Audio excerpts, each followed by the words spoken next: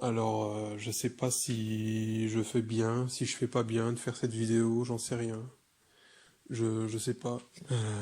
J'ai toujours la voix cassée, mais on s'en fout, hein. Vous vous en foutez un peu, je pense. J'ai énormément de mal à parler parce que j'ai pas de musique dans les oreilles. C'est bizarre, mais j'ai besoin de musique pour me concentrer, en fait. Mais pas n'importe quelle musique. Des musiques assez sombres. Quelque chose de vraiment sombre. Bref, je voulais vous parler aujourd'hui de ma philosophie d'entraînement, de mes ressentis, de mes feelings, de mes façons de m'entraîner, de ma façon de voir les choses et d'évoluer dans ce sport, même dans d'autres choses. Mais c'est pas le but d'aujourd'hui. Là, je voulais vraiment parler de ma philosophie d'entraînement, en fait. Alors, je pense que vous l'avez remarqué, il y a des choses qui sont amenées à changer quand on vieillit.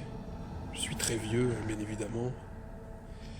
À la longue, dans les façons de faire, dans ce sport, on a tendance à ressentir les choses différemment. Avec les choses qu'on vit aussi, on peut avoir différents ressentis. Et on en vient justement à adopter des différentes façons de faire les choses en fonction de son ressenti. Donc du coup, pourquoi tu nous bassines avec tes conneries? Donc c'est juste pour dire que voilà, je cherche plus de rep max. D'ailleurs, j'ai jamais cherché ma répétition max. Je m'en fous un peu en fait. L'important dans ce que je fais, c'est l'intensité de la chose, le feeling, le ressenti, l'espèce de paix intérieure qu'on ressent quand on soulève une barre. Rien d'autre en fait. Tout ça pour dire que je suis dans un mood où j'ai pas forcément envie de progresser en charge, mais plutôt de travailler les charges qui me correspondent bien. C'est-à-dire de prendre une charge quelconque, telle qu'un 160 kg au bench, et de le répéter souvent, voire toutes les semaines, histoire d'en faire du bricolage, d'en faire quelque chose de facile, quelque chose d'anecdotique, un truc bidon, un truc, euh, un truc pour s'amuser en fait. J'ai envie actuellement de faire de mes barres quelque chose de simple, de facile, histoire de mieux repartir quand j'aurai envie justement de progresser en charge. Ce sport-là m'aide à trouver quelque chose de... C'est comme un renouveau à chacune de mes séances. Je suis pas fixé à faire la même chose, mais le mood, lui, reste le même, mais change par période. Ce qui fait que je peux être amené à faire d'une semaine à l'autre un 3x3, un 5x5, un 3x2. Juste les répétitions et les méthodes changent. L'exercice reste le même, l'intensité est la même. Mais je conserve les charges sur lesquelles je suis à peu près à l'aise. Le but final, c'est de faire en sorte que enfin du moins que le 1 RM de la population mondiale devienne mon 20 RM et très facilement. Tout simplement. C'est une bonne manière aussi de vaincre l'ego. Tu sais, l'ego dans lequel on est plongé à longueur de temps.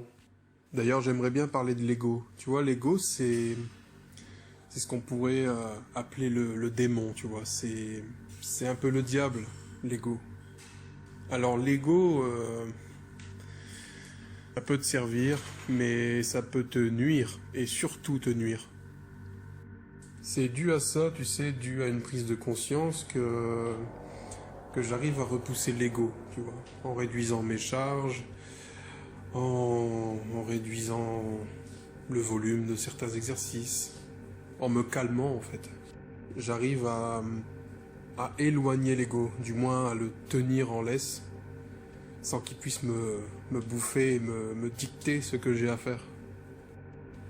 Alors j'ai réussi à vaincre, enfin du moins on peut jamais vaincre l'ego, mais j'ai réussi à atténuer l'impact de l'ego sur moi, sur mon moral, sur plein de choses, par la réduction des charges, mais aussi par ce que j'appellerais le silence de l'âme en fait.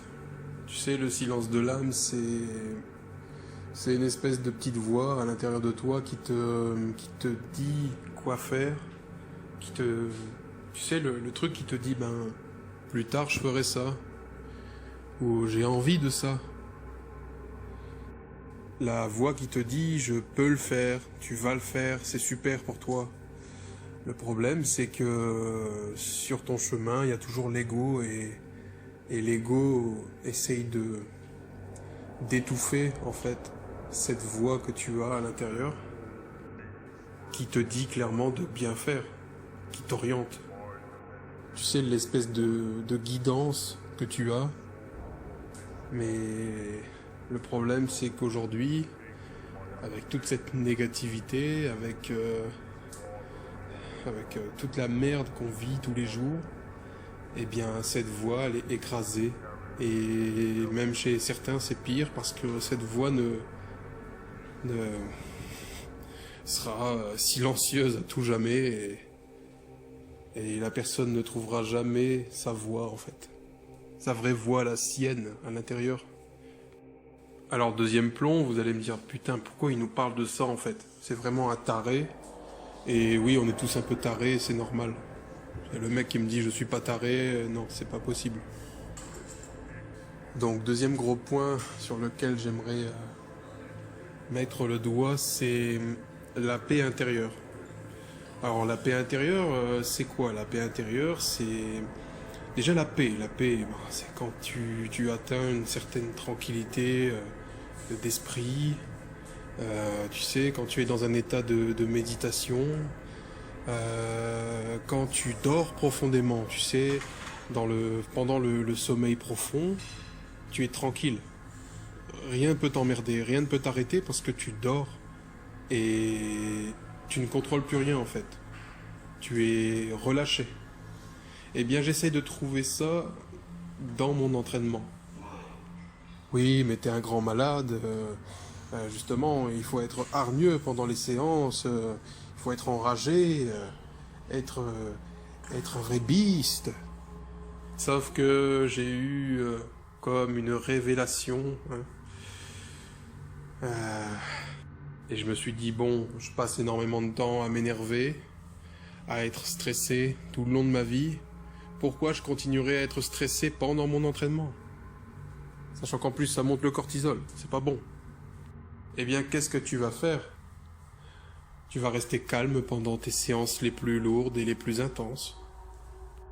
Et le fait d'être stoïque, le fait d'être calme pendant une grosse session, c'est super productif. Il n'y a pas d'énervement. Tu fais ta série, tu fais ton exercice. Et pendant tes répétitions, t'es apaisé, tu apprends à sentir le poids de ta barre, tu sais. Tu acceptes mieux la souffrance ou ce que tu dois endurer péniblement pendant ta séance.